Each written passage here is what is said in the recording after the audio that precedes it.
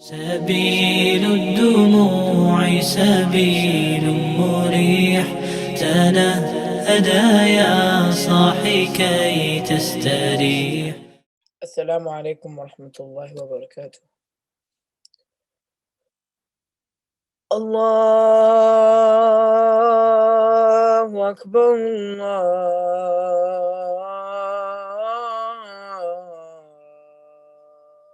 الله أكبر، الله أكبر،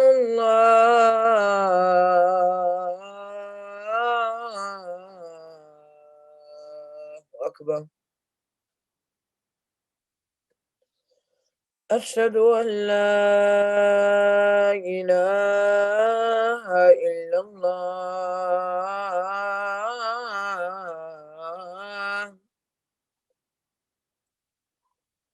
أشهد أن لا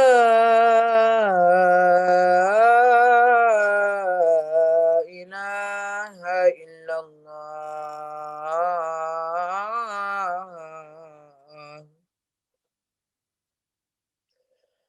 أشهد أن محمدا رسول الله،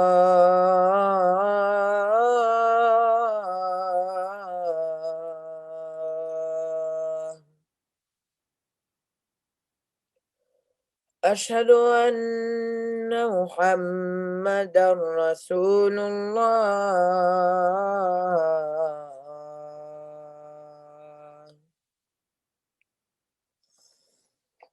حي على الصلاة،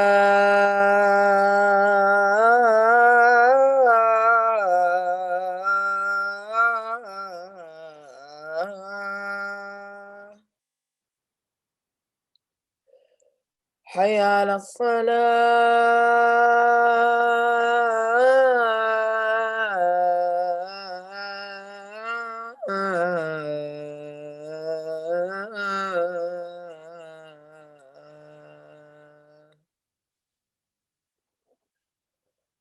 حي على الفلاح،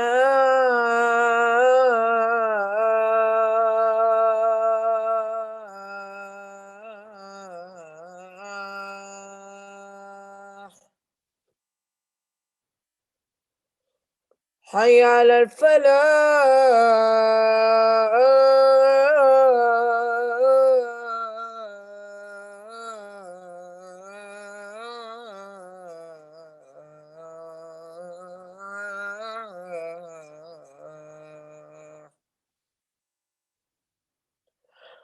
الصلاة خير من النوم،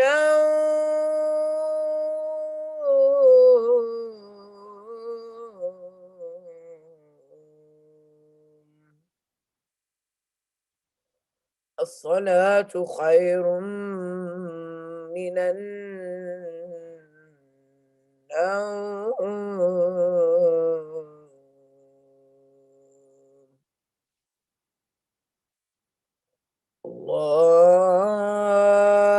الله أكبر،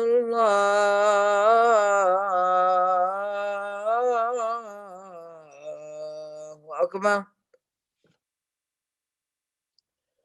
لا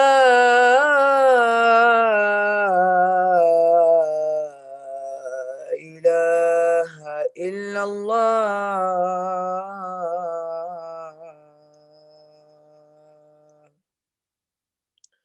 اللهم رب هذه الدعوة التامة والصلاة القائمة، آت محمدا الوسيلة والفضيلة وابعثه مقاما محمودا الذي وعدته، إنك لا تخلف الميعاد. بسم الله الرحمن الرحيم. رب اشرح لي صدري ويسر لي أمري واحلل عقدة من لساني يفقهوا قولي. ربنا زدنا علما، اللهم أجرنا من النار. And inshallah we'll be talking about another hadith from Imam Nawawi. This one is a common one, which is about brotherhood, hadith number 35. Inshallah, I'll read the Arabic and the translation and a brief summary about it. Bismillah. عن أبي هريرة رضي الله عنه قال قال رسول الله صلى الله عليه وسلم: لا تحاسدوا ولا تناجشوا ولا تباغضوا ولا تدابروا ولا يبع بعضكم على بيع البعض وكونوا عباد الله إخوانا المسلم أخو المسلم لا يظلمه ولا يخذله ولا يكذبه ولا يحقره. التقوى هنا ويشير إلى صدره 3 مرات بحسب امرئ من الشر أن يحقر أخاه المسلم. كل المسلم على المسلم حرام دمه وماله وعرضه. رواه مسلم. On the authority of Abu Hurairah radiallahu anhu, who said, the Messenger of Allah sallallahu alayhi wasallam said, do not envy one another, do not inflate the prices for one another, do not hate one another, do not turn away from one another, do not undercut one another in trade, but rather be slaves of Allah and brothers amongst yourselves. A Muslim is the brother of a Muslim. He does not oppress him, nor does he fail him, nor does he lie to him, nor does he hold him in contempt. Taqwa is right here, and he pointed at his chest 3 times. It is evil enough for a man to despise his Muslim brother. The whole of a Muslim is inviolable for another Muslim by his blood, his property, and his honor. So this hadith we can see focuses on the concept of brotherhood in Islam, and it lays out some pretty good out rules how to improve the brotherhood between the Muslims and what destroys brotherhood itself. Brotherhood is not a theoretical concept, and it's not just feelings that we hold for one another, and it comprises of many actions that we should do and that we should stay away from. And just because it's called brotherhood, that doesn't mean it's not relating to the sisterhood as well. They're both the same thing, but the Prophet ﷺ was just relating to the brotherhood as this moment. Then you cannot attain true brotherhood without knowledge, as knowledge is needed from fulfill certain actions we're told from, such as the correct way of demanding your rights from another Muslim brother.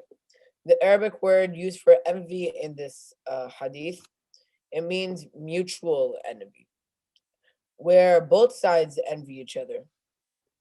A similarity for the word Arabic in the hadith is used for inflating prices on one another, and being hateful towards one another, turning away from each other, where they all imply the action that's being done in a mutual manner, that both sides are doing it. If one inflates the price, the other one will inflate the price. If one's being hateful, the other one will be hateful. If one is turning away from that person, the other will turn away when he calls. So both of them are doing it.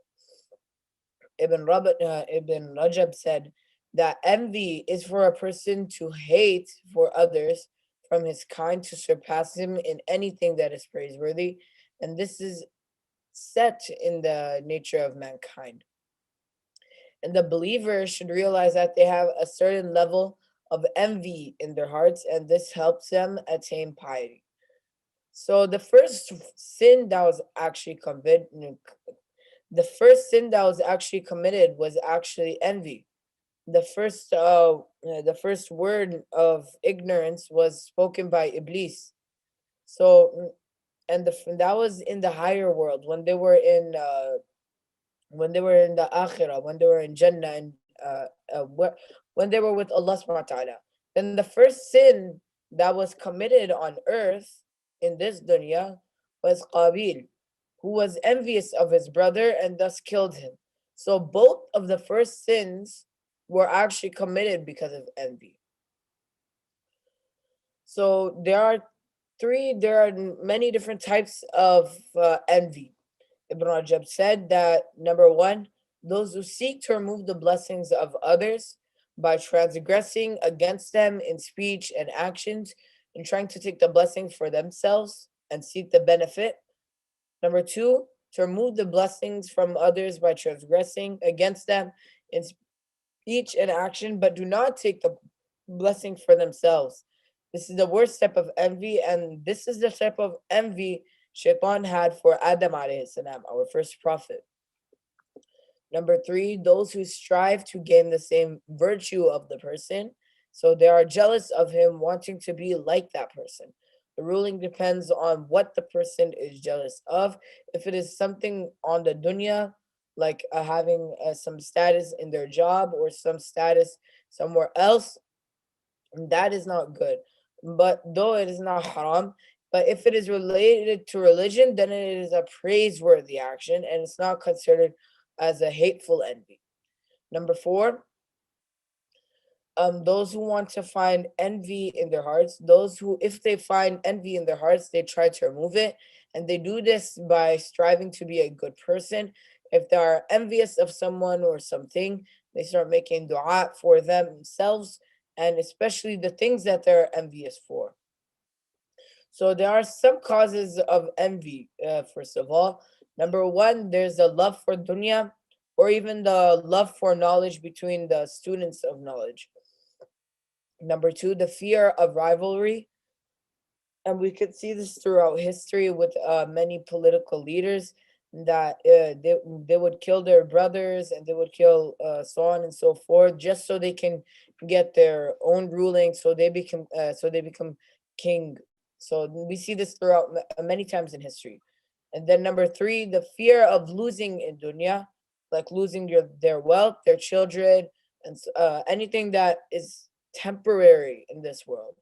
And last one, hatred to others. So these are the causes of envy. There are also effects of envy. These are a few effects of envy. Number one, it says in Surah Fath that the translation of the ayah says that you are removing the quality of the believer being merciful to each other, as mentioned in Surah Fath. Number two, it causes a punishment in the hereafter. Number three, it means that you are unhappy with what Allah subhanahu wa ta'ala has given you, the decree of Allah subhanahu wa ta'ala. Number four, it is a quality of the disbelievers. And so this is a quality that we should not try to attain very often. But there are some times where we can, like before we have said, that if it is in religion, trying to seek a praiseworthy position, that would be okay. But if you are doing it for something in this world so that you can get a greater status, and it would be temporary and there would be no benefit for you on the day of judgment, this is a type of envy that we should try to avoid. Number five, it is that your good deeds are going to be passed on to the one who are you envying. So say, for example, you are envying someone because he got a brand new car or a brand new house or so on and so forth. So all the good deeds that you have been doing during that time when you were envying him would be passing on to this guy that you are envying. And last but not least, and envy leads to worry and anxiety of everything that you think of. So say for example that you envy someone that he's going to get this position, so then you would start getting doubtful thoughts about weird things. So this is how envy can actually lead to worry and anxiety of anything that you can think of.